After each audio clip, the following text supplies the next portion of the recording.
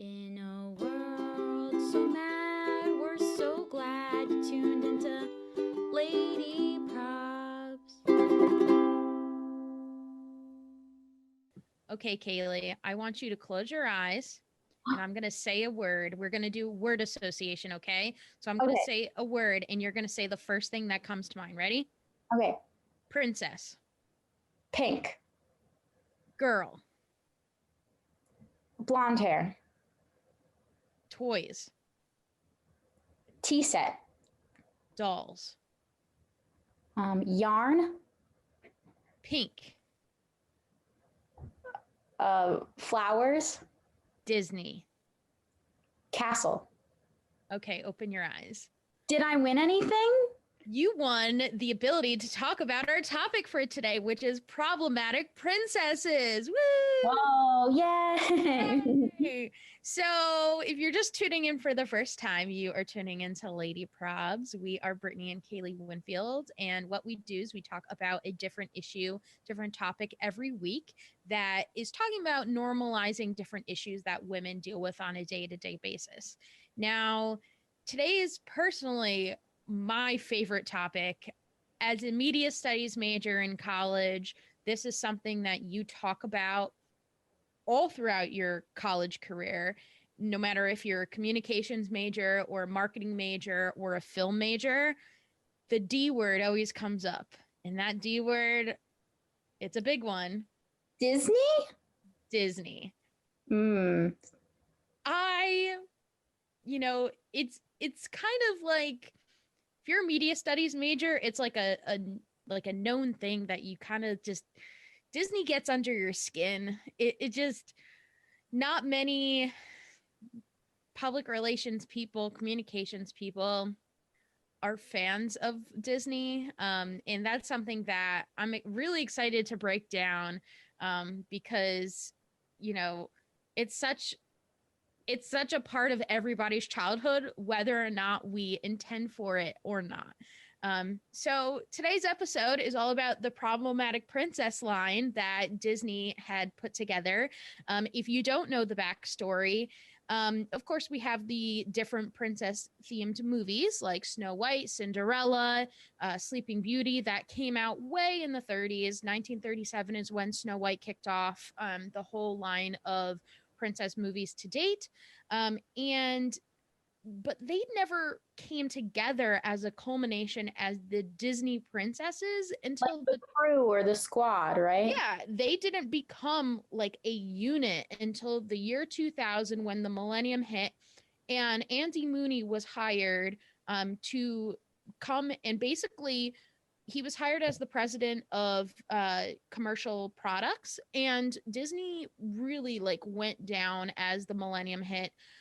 They weren't making enough sales to really push through that barrier in the multimedia um, as the multimedia conglomeration of the century.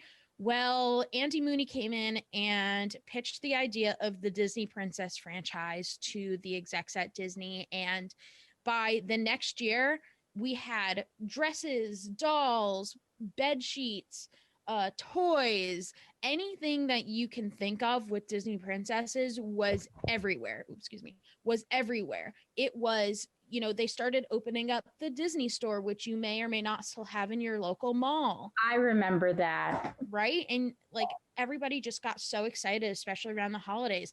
The princesses are obviously in the movies, in the parks, in Disney Plus now has the princess line all right there in one menu.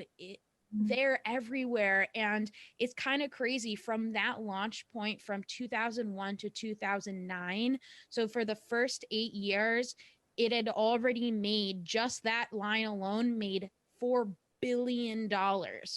What? Billion. And now they're estimating that it's upwards to $6 billion overall. So we've really seen this exponential growth of just by categorizing these princesses as one single unit. Wow, that's crazy. It is crazy. And in 2011, Disney Princess franchise was #1 on Forbes list for the best-selling entertainment license product. And just in 2011 alone, it grossed $1.6 billion in retail sales. And keep in mind, that is before Frozen and Moana existed.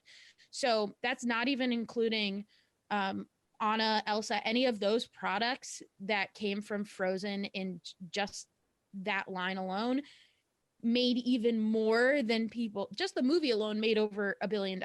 So, like, it's everywhere. You cannot escape Disney. And it's crazy. And for those who are unfamiliar with the Disney Princess line, it actually is a little less inclusive than we first thought. When we were doing our planning meetings, we had assumed that Anna and Elsa were part of the crew. Well, actually, the Disney princesses on the official princess.disney.com only includes Belle, Rapunzel, Ariel, Tiana, Moana, Cinderella, Aurora, Merida, Pocahontas, Jasmine, Mulan, and Snow White. So those are your Disney princesses thus far. We are going to talk a little bit more about Frozen coming into the crew, as we say. But that's what today's topic is all about. So, Kaylee, you were kind of that Disney princess fan as a kid. I remember you being a little bit obsessed. A little. A Yeah, little. I was definitely a Disney fan. I remember I always used to get Disney stuff for Christmas.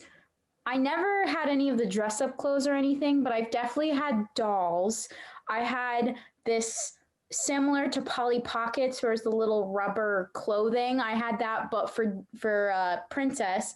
I remember Mom was really good at only letting us buy certain toys when we were good.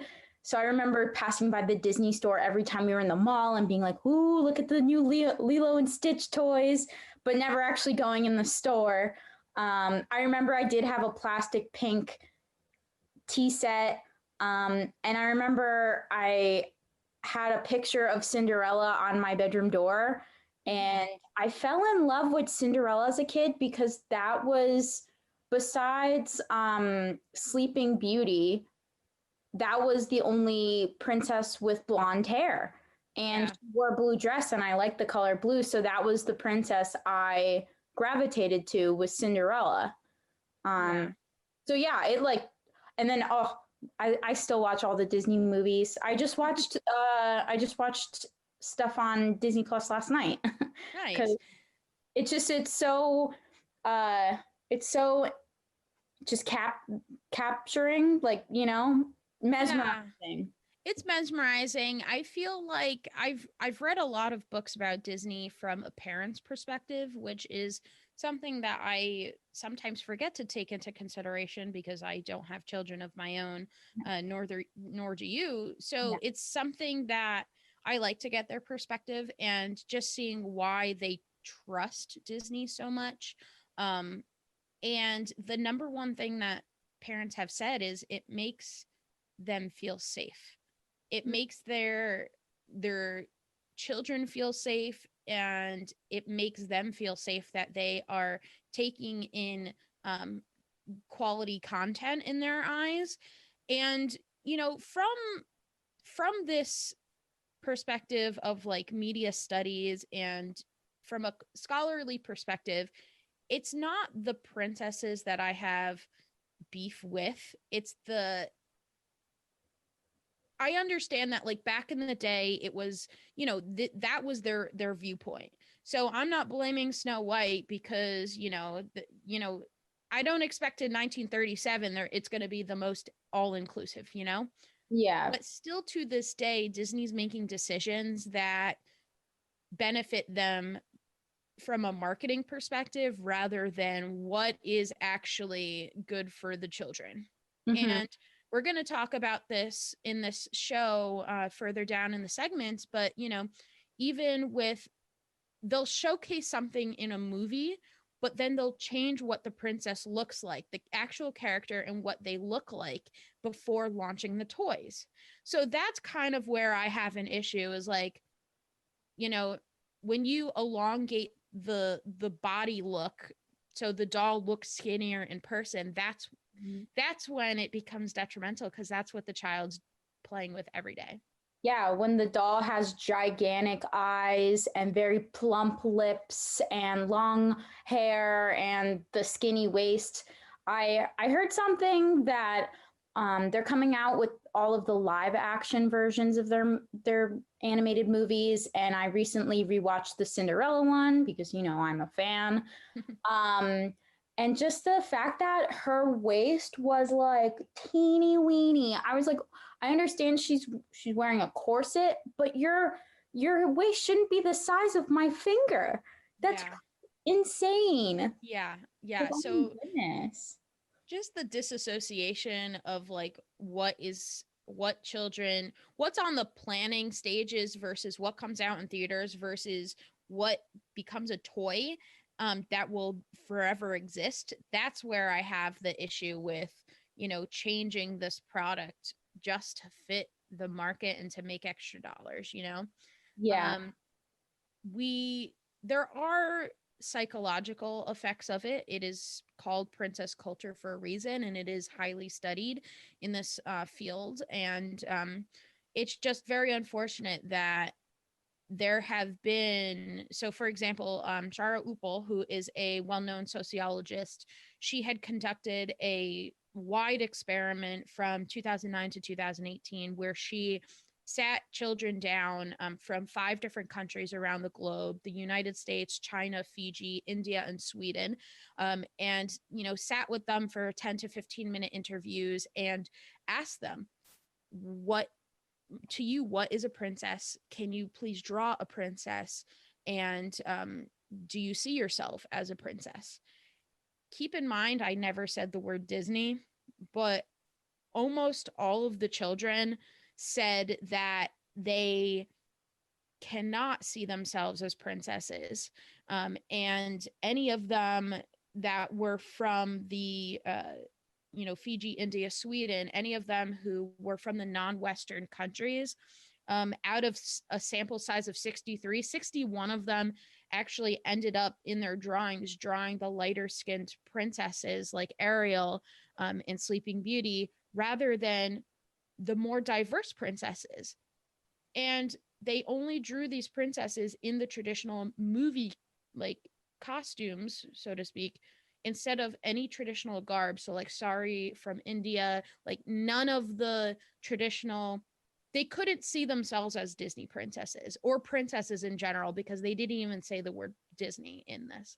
So I think that has an effect on any child, not young girls, but how can Disney reach any child and not just market to girls specifically?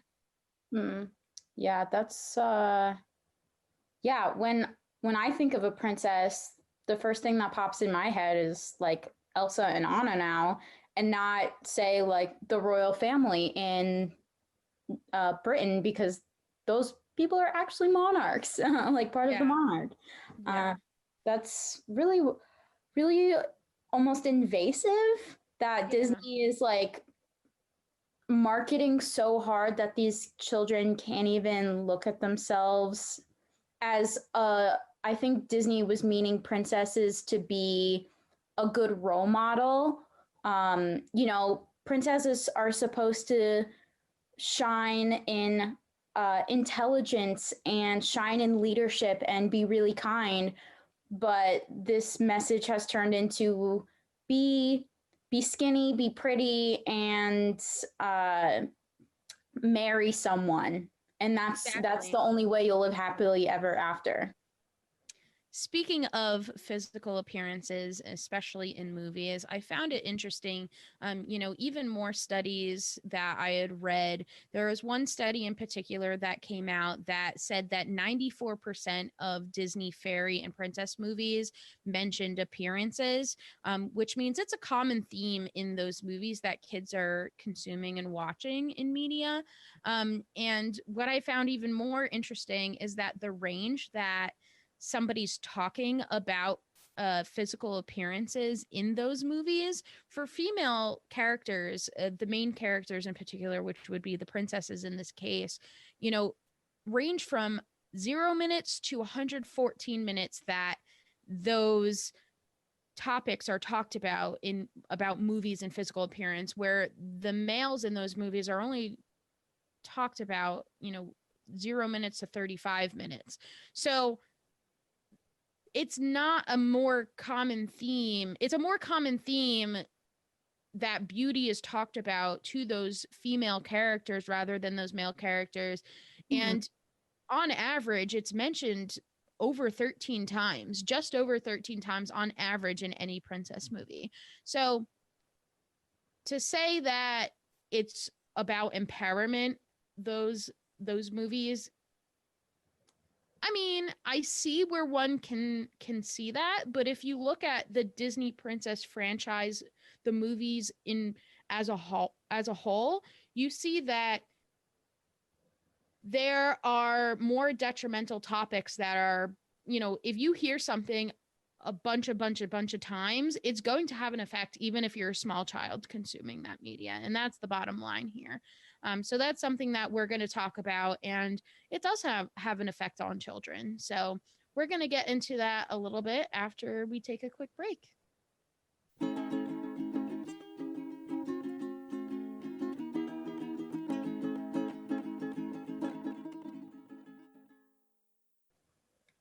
Welcome back, Lady Probbers. Today's topic we're talking about is the effect Disney has via their princesses. And we're going to get more into the characters in the movies itself. We've been throwing out a lot of statistics, but honestly, one of the most powerful statistics we have found is that the more diverse princesses make less at the box office. So Tiana, who's number 14 on the princess list for popularity, made about $1.2 million at the box office, where you have Snow White, who's number 1 on the princess list, made about 9.9 million, and that's with inflation considered too. So Yeah. it's And on top of that same list, like the top 4 slots are all taken by the white princesses. So I think that's important too, is like, it's not a coincidence just by the numbers in the time of release. There's a cultural pattern here. Yeah. And what I find even more interesting to add to that concept is that, have you ever found that Snow White, Cinderella, Ariel, or the type of princesses who get saved by a man, versus you have the newer princesses like Elsa, Mulana, Moana, Pocahontas, usually saves herself in the story? Yeah. I mean, like cases for Moana, I was reading that they still had to have like a male character to attract all types of, children to see the movie. But I love Moana personally, just between the soundtrack and everything, and they did a great job with that movie, and the fact that she doesn't necessarily come out with a love interest is important. And yeah, it just, at one point it was just being pushed before Frozen came out. It was really like Frozen was the first one to really just be a movie about siblings. Mm-hmm. I loved it. You saw when Frozen came out, we bought like 3 DVDs, and I had one stored all over the house. And Yeah. I made us watch it on Christmas morning because I love it so much, and the Yeah. music is fantastic in it. Not And to mention, you learned all the songs on your ukulele. yeah. Yeah, I have to say, being a young adult now, I'm pretty sure Elsa is my new favorite princess because she just kicks major butt, you know? Right? And it wasn't, I found the Frozen story interesting because it wasn't necessarily like, I guess you could say Anna was the one who was fighting the evil bad guys, but Elsa was really just fighting the story inside of herself. Yeah. Almost feeling imposter syndrome, which is very relatable. Oh my goodness, especially when you get older and you're trying to find a job or stuff like that. So relatable. I love Frozen.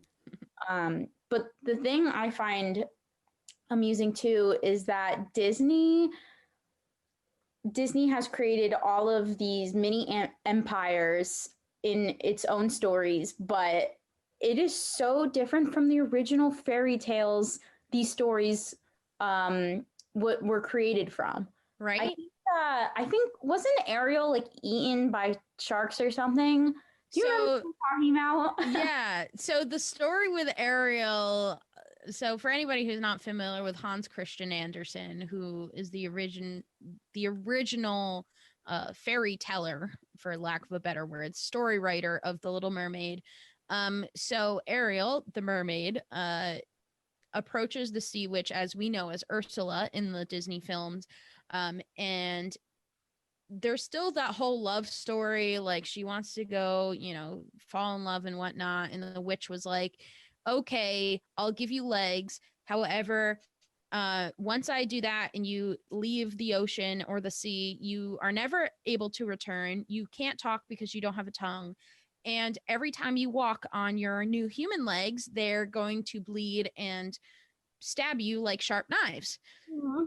So I'm That's sorry. a horror movie. It's a horror movie and I shouldn't be laughing, but like it's so different from Disney, which is why I'm laughing.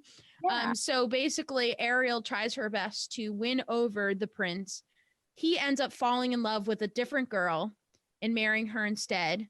So you know how in the movie like Ariel has sisters that live in the sea, so the sisters go and see the sea witch and are like, can you give her one more chance? So the sea witch was like, fine, I'll give Ariel one more chance. The sea witch gives a dagger to the sisters to bring to Ariel up on Earth and says, I will give you your mermaid tail back, but only if you stab the prince. So who is now with this other girl. So then Ariel is like, no, I won't. So she basically like throws the dagger in the sea and then throws herself in the sea, which then turned her to sea foam because that was the end of their contract. So totally different from Disney. It's so different. And like, I understand how Disney had to adapt. Like, that's not like, that's literally so scary. I understand that that's not appropriate for children. Yeah. But it's just, as we were saying before, like when the only choice was to get married, like the Little Mermaid, they could have done something else with it at the end that wasn't them getting married. Yeah. Also, there are so many Disney characters that aren't on the princess list, and I don't know why. Yeah. I remember Tinkerbell got taken off. Yeah, Tinkerbell is awesome. Who's the girl from Hercules? Meg. I always get her and from Notre Dame. Yeah. Step. There's like so many characters who are left off who are such BA girlies fighting out there who don't need no man. Right. And I want to see more of that, but I don't know. Yeah, I feel like, Meg from Hercules, Esmeralda from Hunchback of Notre Dame. It took me a second to realize who I was talking about. Like the fairy tale Thumbelina. I'm sad. Like, what about someone who's not actually human becoming a Disney princess? Yeah, I found it interesting that somebody online was like, you've seen Wreck-It Ralph, right? Yeah. So you know that scene where they bring all the they show all the Disney princesses?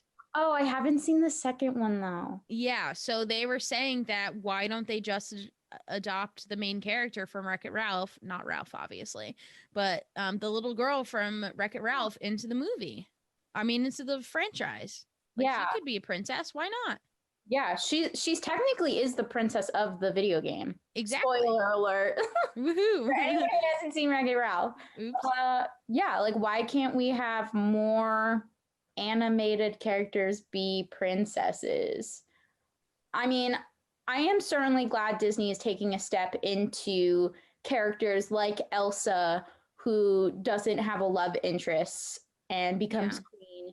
I'm happy with Disney taking characters like Tiana, and I just wish they would do a little bit better Yeah. But And they're I mean, even with those characters that did not necessarily fall in love, they're still doing them dirty. For example, Merida from Brave. Hmm. I loved the concept. I loved the character.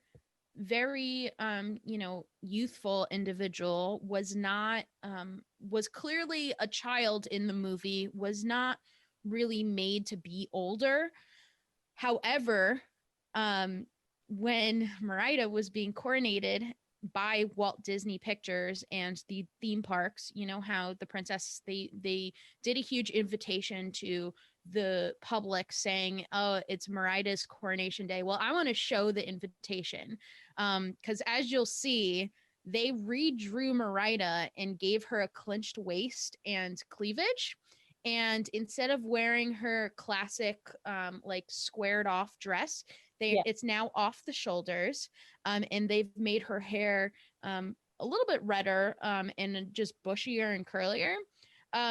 So the fact that they still tried to tweak her to fit that sexy personality, and it grosses me out even saying that, because she's technically an animated child.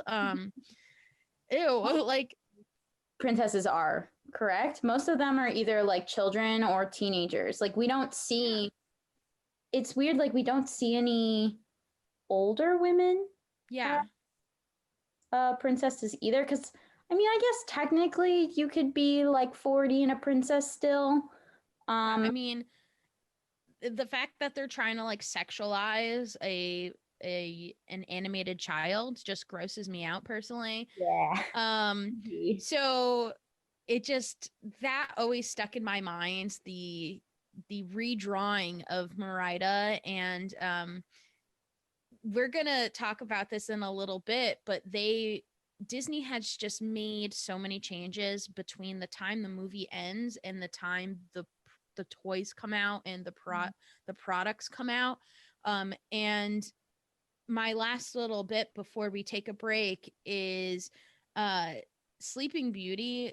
You've seen the original Sleeping Beauty. You know Yeah. how the plot line is that the fairy godmothers can't decide on which dress color she chooses. Yeah. Well, ultimately, spoiler alert, you've had enough time to watch Sleeping Beauty by now. Spoiler alert, the fairy godmother chooses blue, a blue dress at the end, and that's what she wears to the ball. Well, why is it that Disney only promotes the pink dress now? Why do you only see, and I know why, because when they relaunched Sleeping Beauty as products and toys, they made the executive decision to only produce her dresses as pink and to not have blue options, because pink, you can now charge more and it attracts young girls more than the color blue does, which ironically, and Cinderella already had a blue dress. Yeah. So, I mean, it's these little tweaks that we don't think about on a day-to-day basis that still make a difference psychologically and behaviorally with young girls and young boys who decide they want to be part of this franchise. So, um, you know, it's just I there's not much more you could say about Disney without angering a few people. Do you have any more on this movies and characters topic, Kaylee?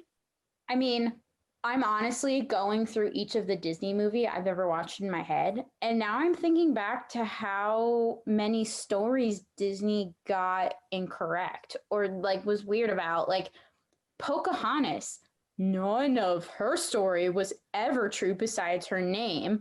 Like from the age to the love interest to like what actually happened to her never happened. I remember watching that movie for the first time in history class, and I'm like, why are you showing me this? This is inaccurate. We're in school. Like what? And then thinking about like Beauty and the Beast. Why does she fall in love with an animal? Like what? Stockholm syndrome over here. Your issues, like hello. I'm trying to think of other ones that Mulan. I mean, with the new Mulan that just came out on Disney Plus, I mean, people were mad that it was more live action and didn't have lovable characters like Mushu. Mm-hmm. I can look past the fact that Eddie Murphy wasn't in this one. Yeah. The new controversy is behind the scenes that they didn't even have anybody of Asian descent on the crew. So Yeah, like, true. how can you distinguish yourself as an inclusive company that's moving forward and creating a safe environment, as those parents indicated, if you don't have an all-inclusive environment, an atmosphere, like a working atmosphere, to say, oh, maybe like we shouldn't change the color of a dress, or like maybe we shouldn't give this animated child boobs, like, you know. I mean, give them boobs, but don't show them off, you know? Like, it's like, if she's older than 13, chances are she's developing, but like nobody needs to see that, you know? Yeah. And as you had said, like, a lot of times when they are portrayed, their eyes are literally bigger measurement wise than their waists. That's not realistic. No, it's not. It's pretty dangerous, I have to say. Yeah. But well, we're going to take a break. And coming up, we're going to talk more about the toys of Disney. How exciting! Woohoo. All right, we'll see you in a minute.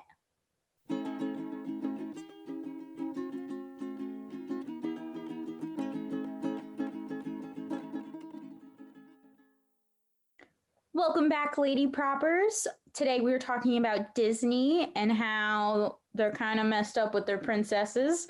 But now we're in the toy section of our conversation, which is more important than you think, especially if you are a parent and you are about to buy your children new toys for Christmas. Let's think about some of the purchases we make. I know, like, gender is very important. And these big companies target kids from the day they're born. Yeah, they definitely target and try to push different norms into little boxes of boys versus girls. And I don't think we should do it like that anymore. Especially because something as simple as wearing pink versus blue, that you could say is maybe harmless, but saying like, hey, let's be good at vacuuming the carpet and cooking versus let's be a lawyer, a fighter, or in the army. And I don't think that's very, very fair or nice for the capabilities. What do you think, Brittany? I think that they're definitely, as you said, like, it starts at birth. It starts from the inner circle, because realistically, the first people that children interact with are their immediate family, whether it be biological parents, adoptive parents, whoever is their caretaker, siblings that are consuming media. It really starts in the home. And I started rereading a book by one of my favorite authors and sociologists. She's a journalist as well.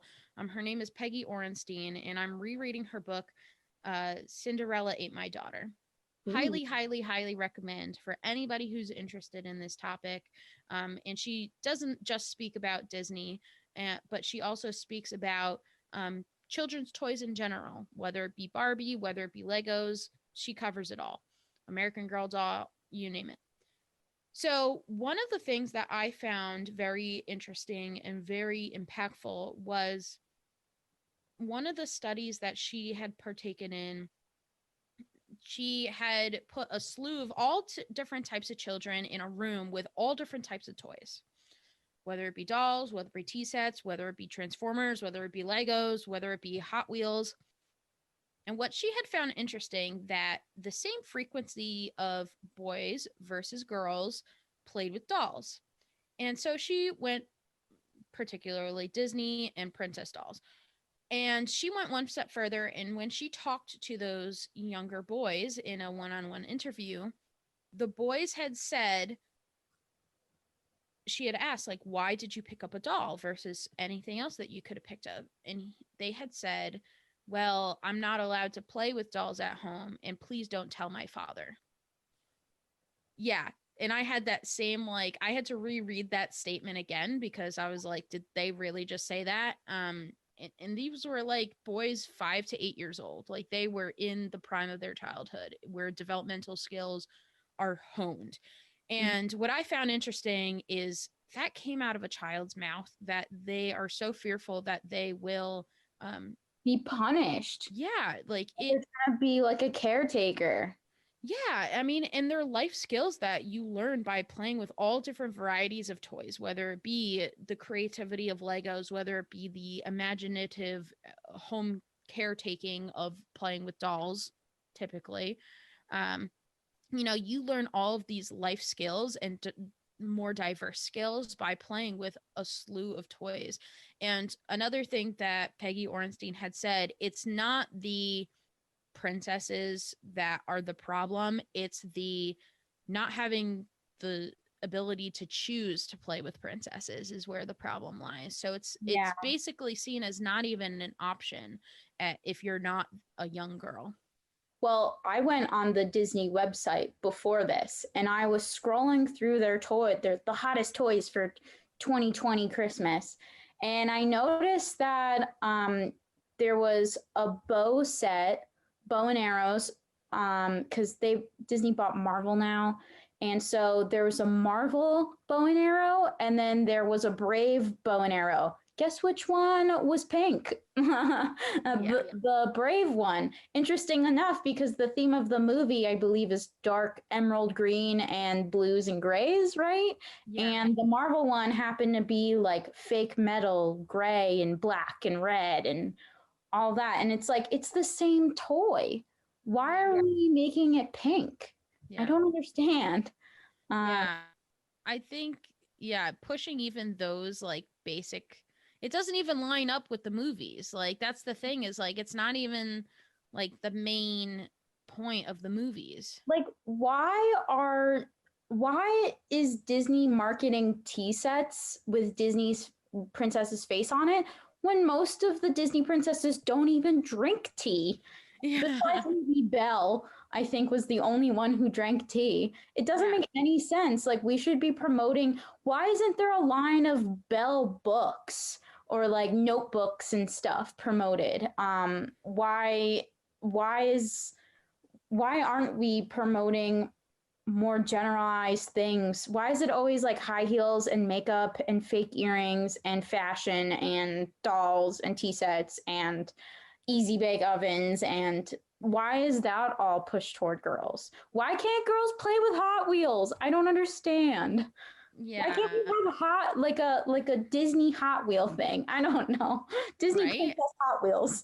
Right. And what I found interesting, I was talking to my partner right before we hopped on to this recording, and I should have asked him. I was like, because I don't watch The Mandalorian personally. I'm not a fan of Star Wars. I asked him, like, are there any female main characters in The Mandalorian? And he's like, oh yeah, there's this one girl named Cara Dune, and she's a freaking badass. Like, she's my favorite character. I had never even heard of her. The only thing I had heard, it was like them pushing out like baby Yodas everywhere. So like that's another thing. Like, why aren't they taking these opportunities with these new franchise deals with Marvel and Lucasfilms, and with Star Wars as Lucasfilms? Why aren't they taking some of those beloved characters and making it a point? Why are we just targeting young girls that, girls are only shown on the packages and not a whole inclusive group of children? Yeah. It's definitely something to think about, especially with Christmas coming up and everything. We definitely need to have more inclusive Disney products, because the whole point of, like you said, parents trust Disney. The whole point is that Disney are putting out characters because they want them to be role models to children. Like, the whole point of watching a story is learning a lesson and trying to be that character in real life. So we need to have girls watching strong characters as well as boys watching strong characters too. Yeah. If you were to make up your own Disney character, what would it be? Wow, that's Sorry, this was not planned. This is like right on the spot. I really enjoy a character like Alice in Wonderland. Personally, for me, because I'm an artist, I really loved the imagination in that one.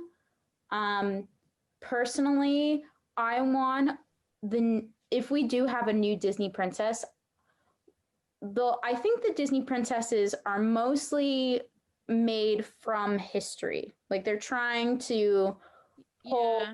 stories from history. Um, I want to see. I want to see a strong woman from like a history story. I want to see something more like Sherlock Holmes type, you know? Um yeah, something just like a strong badass intellect. I'm ready for it. I'm here. Oh, and their sidekick could be a cat. Aw. There you go. Yeah. I hope that Disney they did a little bit with Moana in making Oh, I the loved ratios, Moana. right? Like one thing was like her legs. Her legs really stuck out to me and how they're like a little bit chunkier, which I appreciate because that's what a girl looks like. Like Yeah. not everybody is has the body of a supermodel, which a lot of those other princesses do. I think it's I'd be interested to see in either an older princess, like kind of like a cartoon version of Princess Diaries. Oh my god, I freaking love Princess Diaries with Anne Hathaway. Ugh, Oh my God, I love it. And right? Julia Andrews, right? Yeah, Julie Andrews and they and Anne Hathaway and if we get like the animated version of like the princess from Genovia, like I'd be down. Like let's put that together, Disney. Or we haven't had right? No, we haven't had a Latina princess yet. Like why couldn't we? Like the closest thing was Coco, but that was not a princess movie at all. No. Learning more about that culture too. I mean, I would like to personally see Disney adapt more cultural knowledge in their movies. The thing I like about American Girl dolls is there's always the book that you can read about that history story. All that. Yeah, they have like a whole series and stuff Yeah. that goes along that gets sent with the doll. Like you don't have to buy it extra, it gets sent with the doll. So you're Yeah. learning about culture and history. Yeah. So, I mean, my perfect Disney character would be something along the lines of like learning more about like Latina culture and like, maybe a princess like having her quinceañera. Like that would be awesome. That would be really cool. Aw, I love that. Right? Like it's kind of like a ball, but it's not like a marriage, you know? It's not Yeah. like her falling in love with somebody she's 15. Yeah. I mean, there's different ways to be princesses without getting married. Yeah. So we need to see more of it. Come on, Disney. Right? Your 55 different marketing avenues. Let's go. We need it. We're here. Well, this was a productive conversation, I would say. Mm-hmm. Well, if that about wraps it up, we are going to sign off now. If you liked this episode of Lady Probs, please consider subscribing, liking, following us. We have Facebook, Twitter, Instagram, and we'll see you next time. Thanks, everyone.